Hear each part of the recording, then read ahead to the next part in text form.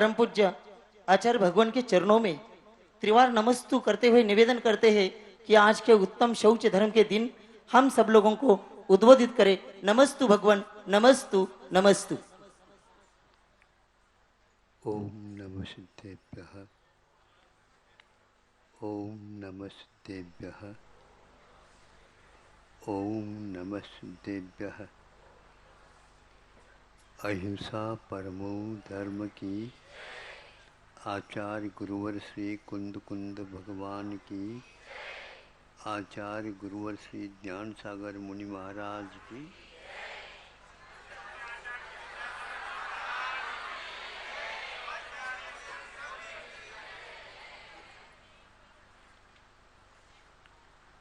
प्रायः सभी आचार्यों की धारणा है कि चौथे क्रम में 10 दक्षिण धर्मों में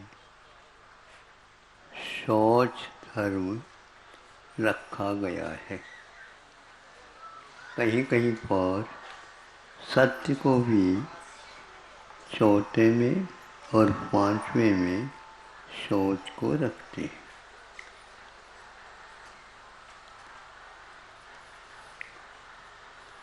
शौच शब्द की उत्पत्ति शुचेर भाव शौचम, शुचिता का जो भाव धर्म है उसका नाम शौच है।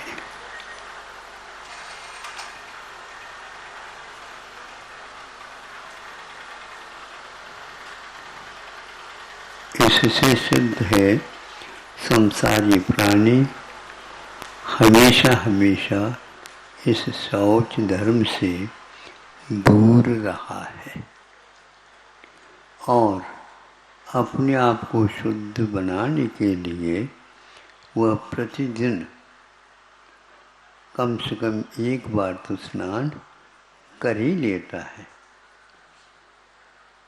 उसमें कारण दूसरा भी हो सकता धार्मिक, और वह है श्री जी का दर्शन, उनकी धारा और जनवाणी को भी अवलोकन करने का भाव आता है, तो उस समय उसे स्नानादि से निवृत्त होकर के ही वह करता है।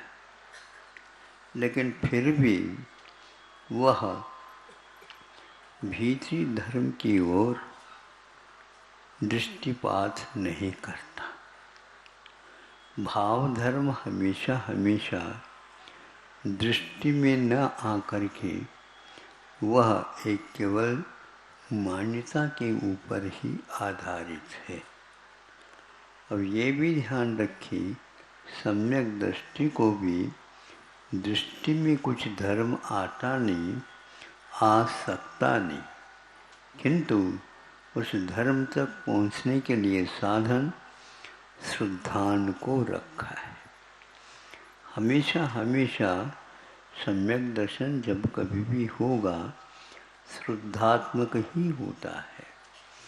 यदि आपकी आस्था, श्रद्धा, रुचि, प्रतीति धर्म की प्रति यदि है, निश्चित रूप से आप आस्थावान बन ही जाएंगे।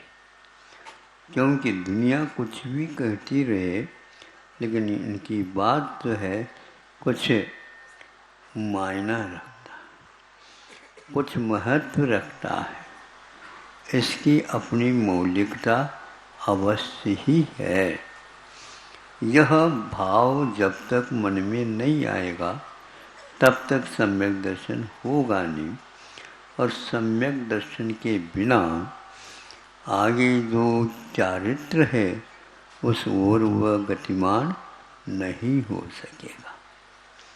आप यदि श्रद्धा से अभिभूत है तो असंख्यात गुणी कर्म की निर्जरा प्रति समय कर सकते हैं, और चारित्र के द्वारा भी अकेले सम्यक दर्शन के साथ रहता था, उससे असंख्यात गुना पंचम गुणस्थानुवर्ती भी कर सकता है। किंतु श्रद्धान के बिना निर्जरा तत्व का विकास, संवर तत्व का विकास 3 काल में संभव नहीं। और आज बहुत सारे लोग बहुत सारी बातें करते हैं। आप विश्वास की बात कहते हो, घर में माता पिता भाई बहन इनमें ही विश्वास नहीं हो पाता।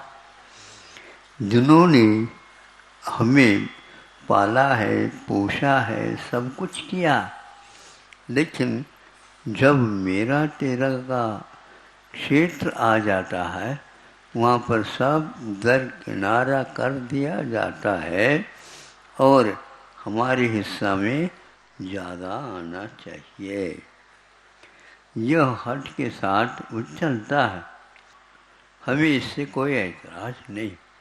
लेकिन अनंत काल से जो लाभ हमें सुख का हुआ नहीं, उसका लाभ तो तभी हो सकता है जब आप भले ही क्रम से इन सीढ़ियों के ऊपर अपने कदम रखना प्रारंभ कर। यह आवश्यक है।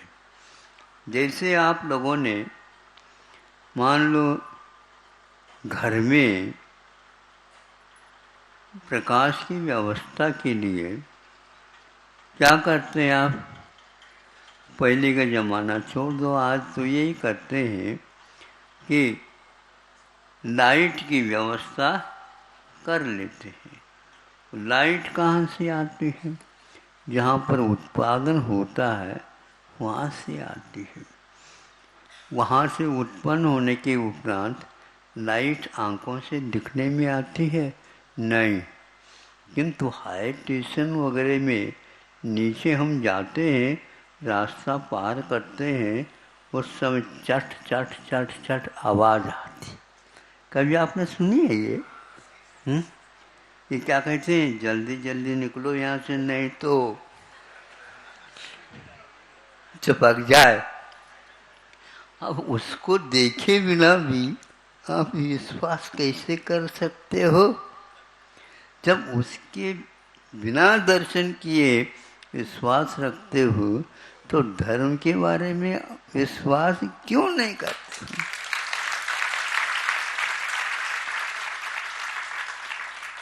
करने में कोई बाधा नहीं, लेकिन उस लाइट के, करंट के और हमारे बीच में कोई भी नहीं होते हुए भी वह कुछ कानों से तो सुनने में आ जाता है और लिखा हुआ है हाई टेंशन। उस हाई टेंशन पंक्ति को सुनते ही आपके टेंशन या इंटेंशन गायब हो जाता है। इतना घनिष्ठ विश्वास उसके प्रति है, उससे कई गुना विश्वास। क्योंकि धर्म कभी भी दुख के कारण नहीं बनता। क्या कह रहे हो महाराज, इतनी गर्मी पड़ रही है, कई बार पानी पीने के उपरांत भी शरीर नहीं मानता। बिल्कुल ठीक है। यदि चिकित्सक कह देते हैं आप एक बार से ज़्यादा पानी पियोगे आपकी किडनी फेल, अब क्या करोगे? हैं? क्या कर दोगे? बिल्कुल बिना पूछताछ किए, डॉक्टर साहब हमारे लिए ये बता दो और क्या क्या बाधक है।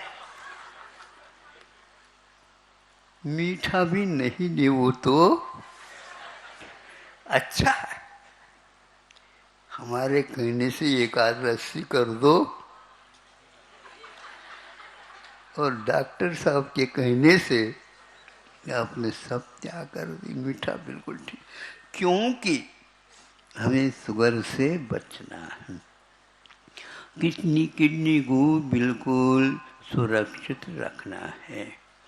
और उसी प्रकार हार्ट के लिए भी है। देखो एक चीज़ तो हार्ट के लिए क्या आवश्यक नहीं है, नमक नहीं लेवो तो हार्ट अटैक से आप बच सकते हो। हाँ बचाओ डॉक्टर साहब, अब तो 3-4 तो रस हो ही गए, नहीं समझे? अब 12 तपों में कई तप इसके साथ चले गए, निकल गए, रहा ही क्या। लेकिन अनंत काल से वह इन रसों का त्याग नहीं करता, वह यहाँ तक आया है। ये विश्वास के बिना काम नहीं हो रहा। नश्वर शरीर की रक्षा के लिए भी इस प्रकार हम अपने पुरुषार्थ के बल पर उसको पालन करते रहते।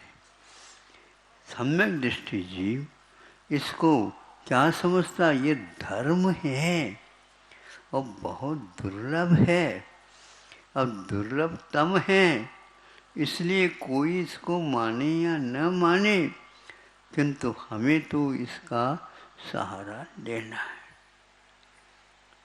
आप ही क्यों, त्रियंच भी विश्वास करते हैं।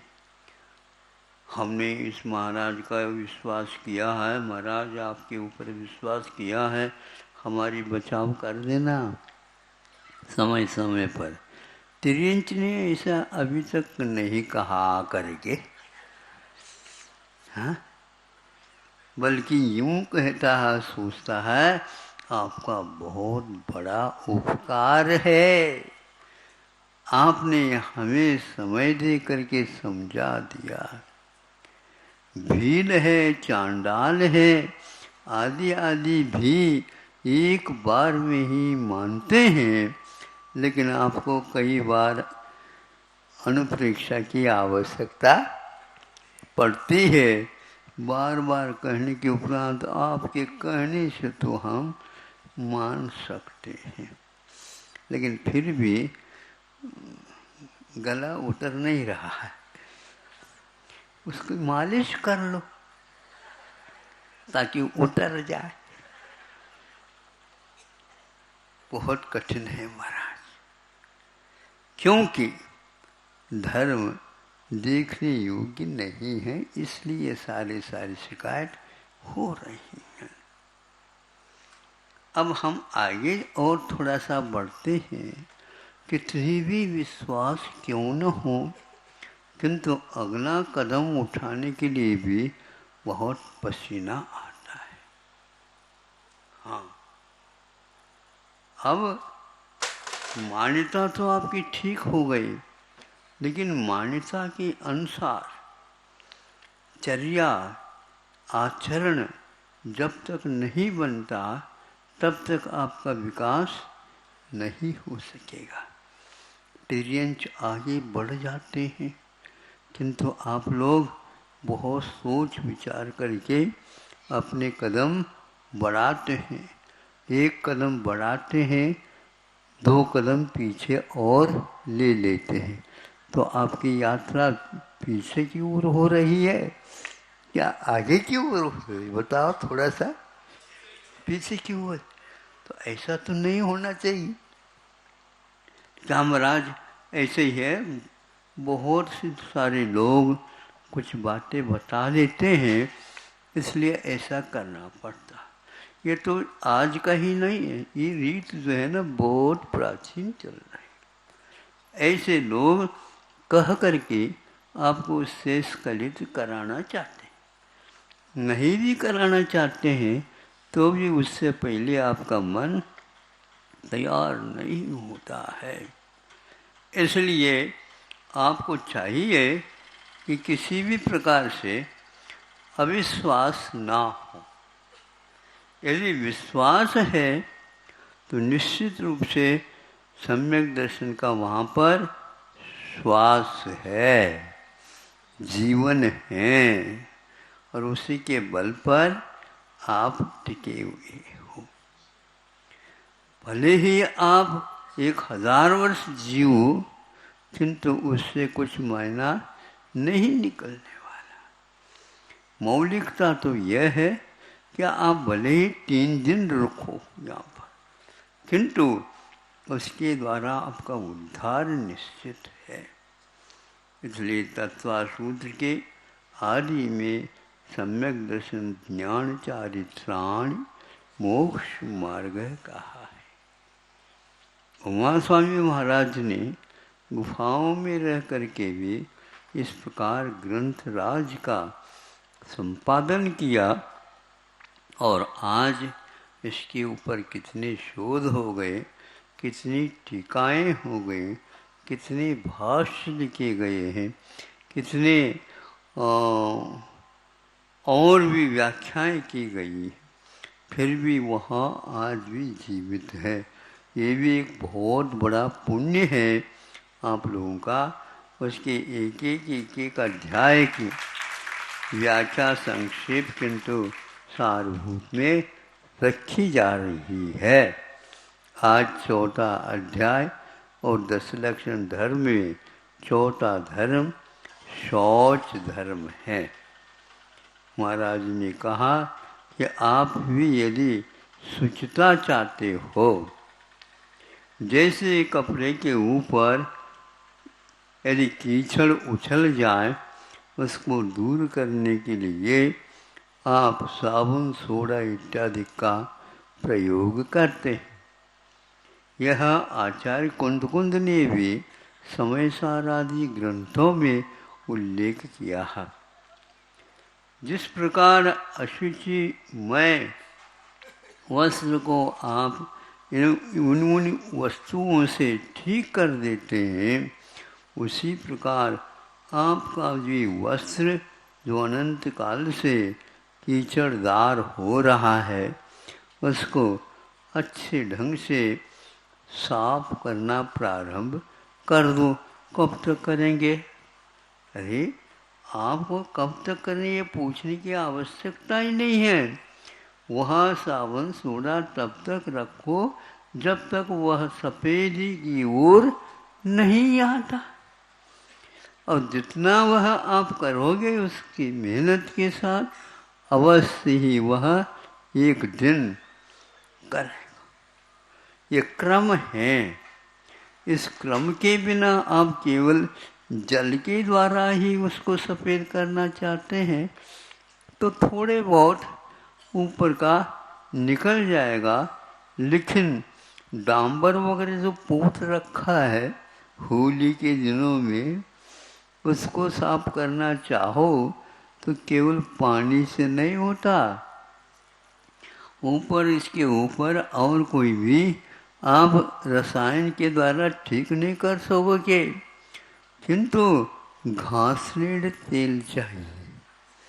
तो उसके द्वारा वो भी तो बदबू आती है उसकी। अरे बदबू आती है, लेकिन उस बदबू आते हुए भी उससे ज़्यादा खतरा नहीं जिसके कि इससे खतरा है।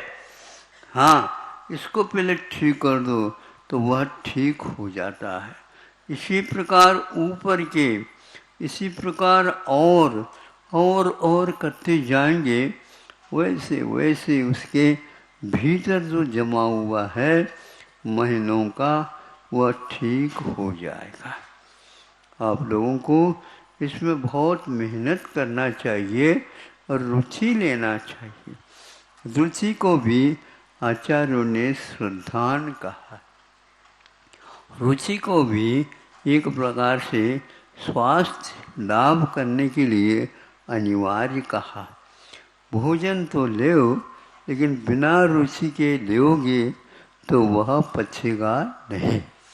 तो धर्म को भी रुचि पूर्वक यदि ग्रहण करोगे तो फिर तो वह पाचन शक्ति आपकी बढ़ेगी, उद्दीपन होगा, उसके फलस्वरूप आप स्वस्थ होगे। कभी कभी 8 वर्ष अंतर्मुहूर्त में बच्चों को बात समझ में आ जाती, लेकिन उसके दादाजी को कभी कभी समझाना पड़ता है। उनका कैसे समझाएं? वो कहता है, महाराज आपने अभी इनके लिए नियम दे दिया, उसी प्रकार मुझे भी दे दो। दे तो दे सकते हैं, लेकिन उसके नाम हवाला क्यों दे रहे हो आप? है? नहीं, ये तो नियम का ये क्रम होगा, इसलिए भी हम भी कहते हैं। देखो, उन्होंने इसलिए कहा कि उनके लिए ये रोग था, ये सपेशा से उसने कहा। तो आपके लिए तो कोई ऐसी आवश्यकता नहीं है। नहीं है तो क्या पता, जब उसके लिए उम्र कम भी हो सकती है और मैं अभी भी नहीं समझे 20-30 वर्ष यदि जीव जाऊंगा तो यह व्रत कैसे मैं पाल सकूंगा? इसलिए हमने ये बात कही। अब ये कितनी उम्र है दादाजी आपकी? वो कहता है कि लोग तो ये कहते हैं हम 95 साल या 98 साल के हो गए, 2 कब 90। अब तो महाराज हमारे लिए दे ही दो ताकि हम भी व्रती बन जाए। बोलो, अब ऐसे भी ग्राहक हमारे दुकान में आते रहते हैं, लेकिन फिर भी हम उस दुकान में अवश्य सौदा कराते हैं और कह देते हैं कि ऐसे उनको तत्व की रुचि थी, इसलिए उन्होंने इतनी उम्र में भी अपनी रुचि को अभिव्यक्त किया है। ऐसे ही होना चाहिए दादाजी जैसे। नहीं समझे? होना क्या बात हुई, उसका कम से कम प्रारंभ तो हो गया। एक बार ग्राहक किसी दुकान का बन जाता है तो फिर वो दुकानदार के ऊपर आधारित रहता है, फिर बाद में वह अन्यत्र किसी दुकान में जाता नहीं। इसी प्रकार हम कुछ दिन के लिए पुराने ग्राहक बना देते हैं और कह देते तुम तो पुराने तो हो गए, लेकिन अरे तुम भी दूसरे को बनाओ और ग्राहक को बना बना करके ले आओ। हाँ, होता है या नहीं ऐसा? हाँ बिल्कुल। अब उस मित्र के प्रति आपका व्यवहार उचित होना चाहिए। आपका कल्याण हुआ तो उसका भी हो जाएगा। इस प्रकार दिन दुगुनी और रात चौगुनी आप अपनी संख्या बढ़ाते चले जाओ, और जो अरुचि वाले हैं उनकी संख्या घटती चली जाएगी। इससे प्रभावना बहुत बड़ी होगी।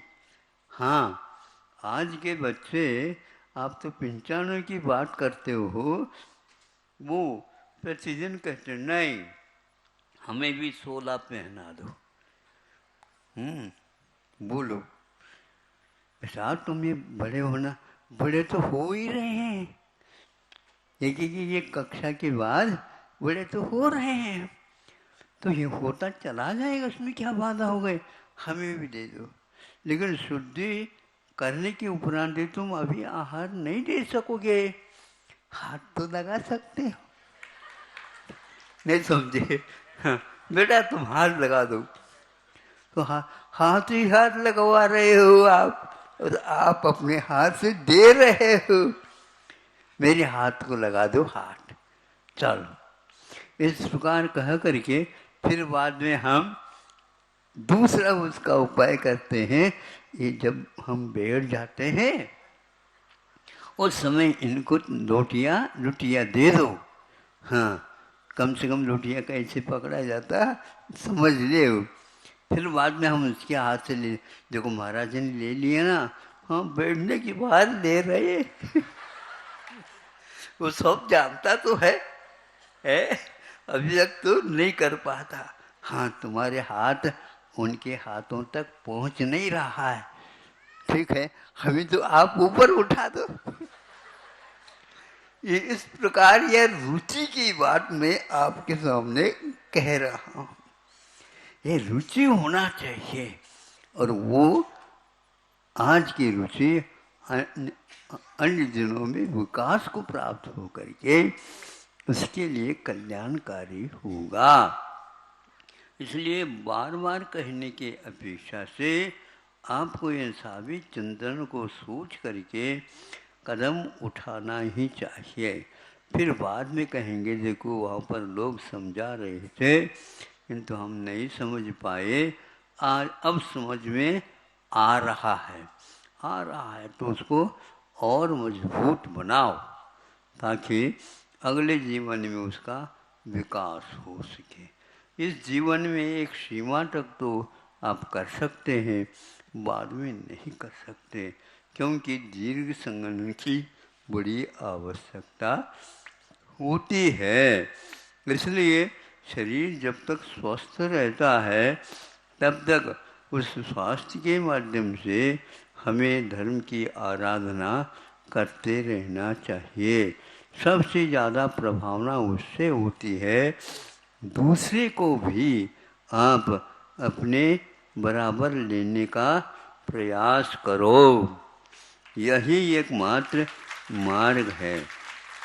आप साफ सुथरे हो करके तैयार हो गए, दूसरे को भी साफ सुथरे बनाओ, तन से भी, वचन से भी और मन से भी। साफ सुथरे बनने से बहुत बड़ा काम हो जाता है। आप जिस समय छोटे थे, बिल्कुल छोटे थे, कोई पता नहीं था आपको क्या खाना चाहिए, कैसा खाना चाहिए, कब तक खाना चाहिए, ये सारे विवेक धीरे धीरे घर वाले आपको समझाते हैं। अब जो है आप समझाने लगे हैं, समझने तो आ गया तो दूसरे को भी समझा दो। ये बहुत सबसे बड़ा कठिन कार्य है। हूँ कहना फिर भी ठीक है, लेकिन हूँ कहलवाना, हाँ कहलवाना बहुत कठिन है। आप लोगों की भी यही स्थिति थी, इसलिए आगे आप लोगों को सोचना है कि हमें अब कर्तव्य क्या करना है। लोभ को कम करते जाओ, कम करते जाओ, कम करते जाओ, और दुखम सह, दुख को सहन करते जाओ, करते जाओ, करते जाओ। दुख को हम शरीर की अपेक्षा से सहन कर सकते हैं, लेकिन मन से दुख को सहन करना बहुत टेढ़ा काम है। मन तो वहीं वहीं पर जाता है जो टेंशन का कारण, तनाव का कारण बनता है। बनता है कि नहीं? सही बनाओ, बताओ। आता है? महाराज नींद नहीं आती। अब मन को समझाओ, आपका मन है। महाराज समझाते समझाते तो बहुत दिन हो गए, लेकिन वह समझता ही नहीं। हो कह देता है, लेकिन वही उसकी। हाँ, कैसे करें महाराज? आपको दूसरे जीवन में यह इसी प्रकार हो गया होगा, इसीलिए इस भव में बहुत देर लग रहा है।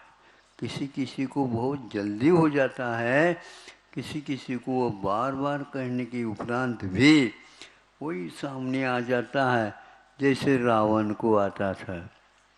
राम भले ही कुछ भी कह दे, लेकिन मैं सीता को छोड़ नहीं सकता। क्षत्रिय हूं, राम भी क्षत्रिय यदि है तो हम क्षत्रियता दिखाओ। ऐसे थोड़ी हमने लेर करके सब पास ही बैठा है, उसको तो स्वतंत्र कह दिया है।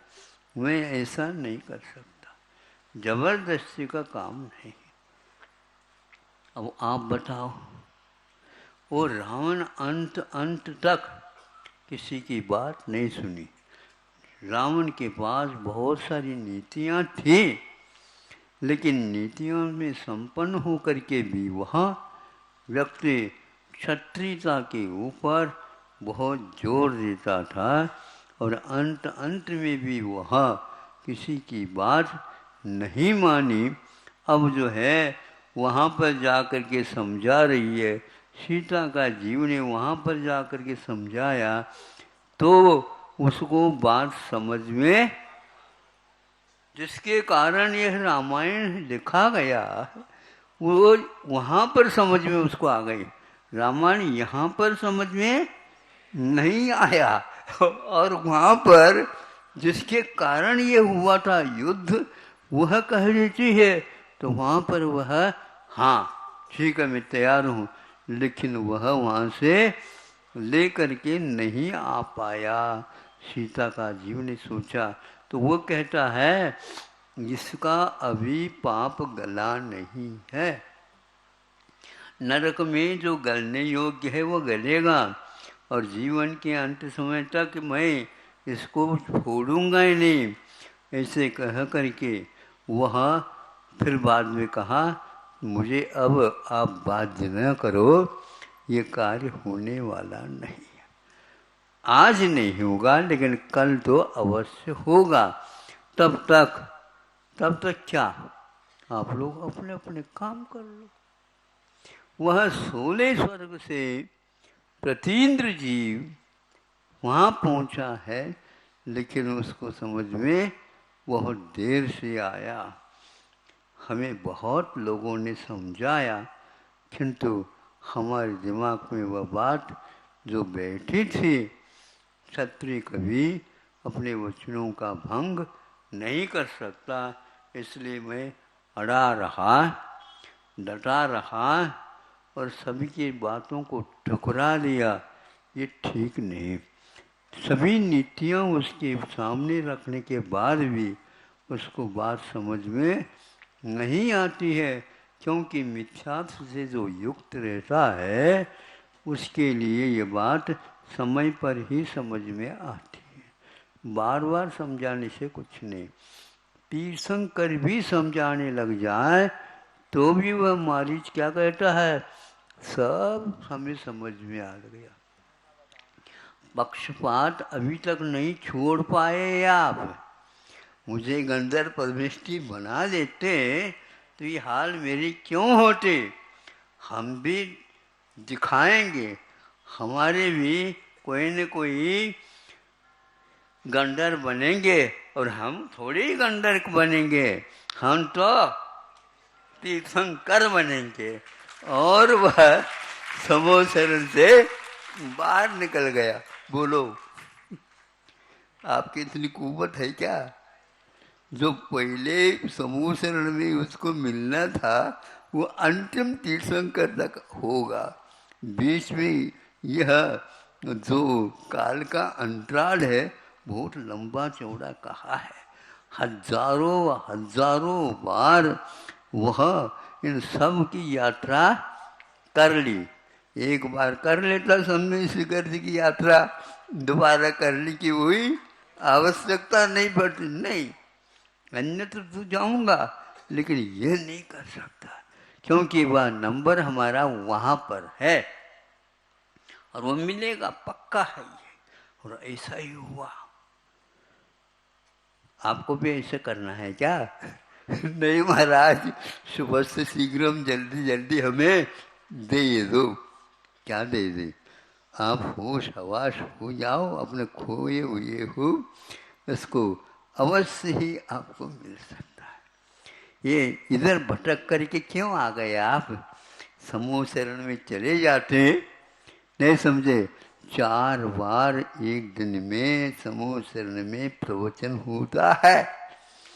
एक बहुत बड़ा लोभ है ये। बताओ, 1 घंटे टूटी फूटी बातें कहने में इतना आनंद आ रहा है, साक्षात तीर्थंकरों के मुख से दिव्य ध्वनि कीर्ति है, कितना बड़ा लाभ होता हो। विहार होता है, आहार होते हैं, और सभी प्रकार की चेष्टाएं आश्चर्या देखने को उपलब्ध होता है। यह पुण्य की बात थी। इसलिए मोक्ष मार्ग के योग्य आप भूमिका बना लो तो निश्चित रूप से इस भाव में से स्वर्ग में जाएं, वहाँ से आप साक्षात विदेह में जा कर के ये सब कुछ कमियों को दूर कर सकते हो। आज चौथा यह है अहिंसा अथवा शौच धर्म के बारे में संक्षेप से आपके सामने रखा। अब अपने हाथ में साबुन सोडा ले करके बस उसको साफ करना प्रारंभ कर दो। कब तक करें? पहले ही कहा था हमने, तब तक करते जाओ जब तक उसमें सफ़ेदी पूर्ण नहीं आएगी। हाँ, इसके उपरांत जब आगे का और विषय आएगा उस समय इसी को हम आगे और बढ़ाएंगे। अब क्या बढ़ेगा आगे? बहुत बढ़ाने योग्य और है। जितने आप बढ़ाओगे उतने ही उसमें से निकलता जाएगा। 4 बज गया, 5 मिनट ज़्यादा भी हो गया। अहिंसा परमो धर्म।